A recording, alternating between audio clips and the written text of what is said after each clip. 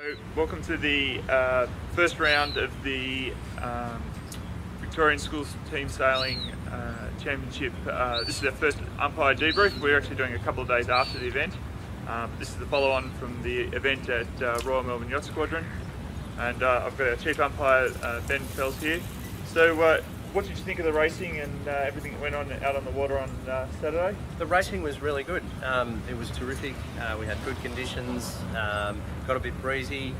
We thought it was a smart decision when we briefed the seconds, but the firsts could handle the full rigs, and they're going to need that at the Nationals, so that's how we raced it. So there's been a bit of a follow-up afterwards, but we'll probably start with the simpler question first. I saw a couple of times out there after a umpire decision that some of the teams, there was a bit of a reaction, a bit of sort of talking back to the umpires. And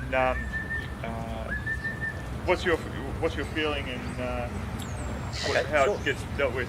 All right. Well, there's to be no chit chat or dissent. That's in the racing rules of sailing, in the various guides on Rule 69 and fair sailing and all of that sort of stuff. And the codes of conduct under Yachting Australia, but also under all of these School Sporting Association codes, so GSV, APS, AGSV, SSV, all of those codes say that you respect the umpires and officials' decisions and you don't talk back. So that's a sportsmanship breach if you're getting into an argument with them. So another thing on the talking back, and in this case not so much talking back to the umpire but actually competitor to competitor.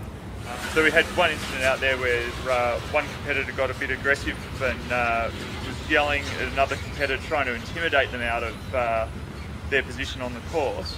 And sure. Yeah, I remember that. So basically what happened was that a boat was clear astern coming into the zone at Mark 4. The boat clear ahead knew exactly that they had a clear ahead position, that there was no overlap. They sailed into the zone. The boat behind started yelling and screaming and carrying on, get out of there, I've got mark room, overlaps, and carried on to such an extent that eventually that boat, to avoid the collision, gave them room to go through, and they lost 2 places as a result of that. So we black and white flagged that. The procedures and the rules behind it is that when you think that somebody else is breaking a rule, you don't yell and scream at them, you just protest them. So that's really simple. Protest them, you win the protest, they get a penalty, and that's it. What we can't have in this competition is Year 12s yelling at Year 7s. Or Year 7s yelling at Year 12s and really being a nuisance. So we just don't tolerate that. There are only 3 words that are necessary in the rules. That's protest, I need room, or room to tack, and UTAC. They're the only things that get said. Other than that, it's protest. So the final thing to come out of it, some of you might have seen it out on the water, was that there was a bit of damage on the boats, and unfortunately competitors might not realise this, but that money comes out of the schools, and probably the biggest thing for us is it really upsets the guys at Yachting Victoria. There's some brand new boats that got damaged, and the guys at Royal Melbourne here, they've lent us the boats, and now their boats are damaged. They're going to be out of action for a couple of days as they get repaired. Do you want to just run through how the damage is handled and what will be happening in the coming weeks? Okay. So in the sailing instructions, there is a requirement that after any contact, both boats must report damage. And we didn't get that happening, unfortunately. There is a penalty for not reporting damage. Whether you're in the right or the wrong, there is a penalty for it. It's a scoring penalty.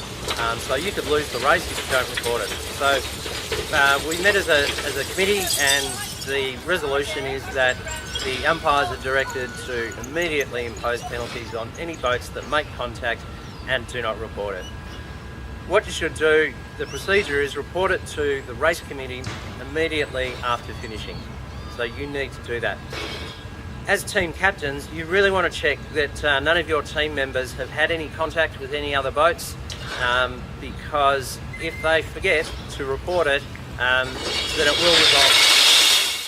Oops, more bottles. It will result in an automatic penalty being applied to the team score, and that'd be terrible to go and win a really good race.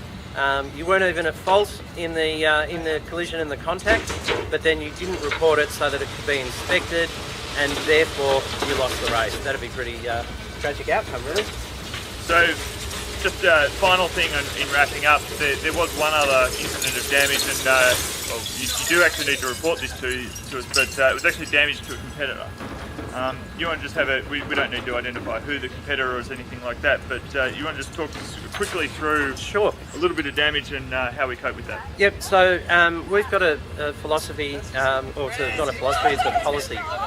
If there is any head injury suspicion or hypothermia suspicion, then the umpires will take the competitor ashore immediately and put them in the charge of their teachers.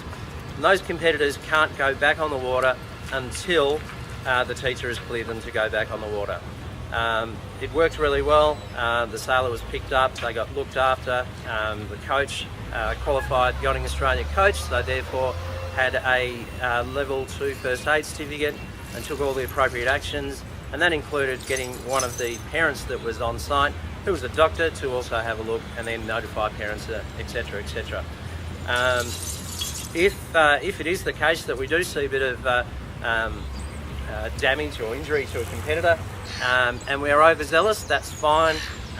We'll happily support you in a redress application if we've brought you ashore when you really shouldn't have, but we were just erring on the side of caution. We can fix those sorts of mistakes with redress. If we don't take the competitor off, it's very hard to fix the other injuries with redress. And I know one of the things we talked about at the time, a swap that was actually a crew that got injured, and they had another crew out there, but we were actually talking about at that point in time of actually racing 2-on-2 to allow us to keep going with our schedule and get the races done, but also then not disadvantage a team or stop a team from racing out there, and feeling that I'm at a disadvantage if I report an incident, any injury, slight knock to the head, no matter how slight, can be life-threatening. So it's important that we get onto that straight away. Always err on the side of caution, and yeah, we can fix the format with that. Oh, thank you very much, Ben, and we won't actually be seeing you at Geelong, but and hopefully we'll be seeing all the competitors down Geelong this Saturday for another great round of the Victorian School Team Sailing Championships. Terrific, and well done to those teams that scored the points in the John Middleton Trophy, the first round of the season, and the Helen Middleton Trophy for the seconds. Well done.